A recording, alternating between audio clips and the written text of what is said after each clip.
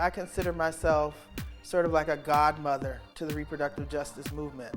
Sexual and reproductive health and rights are essentially the construct of services, which are healthcare services, involving all aspects of reproduction or sexual health. The rights part means that you have the law and policy to protect you from being excluded, if you will, from any of those services. The issue is if you don't have the equity and the equality to access all of those services, to have your rights protected like everybody else, now we're talking about an issue of justice.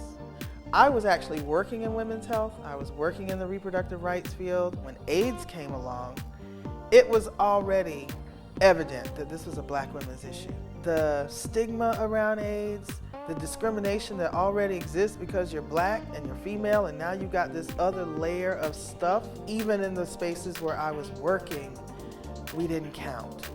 We take the 2020 Leading Women's Society as a way of celebrating, acknowledging, and lifting up the visibility and the voices of women who have been doing really amazing things while living with HIV and AIDS, at least 20 years or more, so that they are actually a symbol of hope and they're a symbol of leadership. And we take an opportunity once a year to just say thank you. What is most important about why it even exists is because we have chosen to acknowledge our anniversary by acknowledging those folks who have been fighting HIV in their lives or in their bodies as long as we have been fighting it in the community.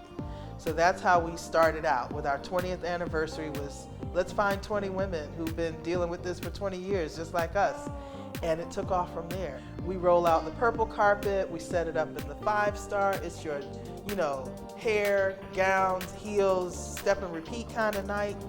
And then there's a leadership institute that follows that they actually formulate to learn and share learning with each other as a part of their leadership development and growth.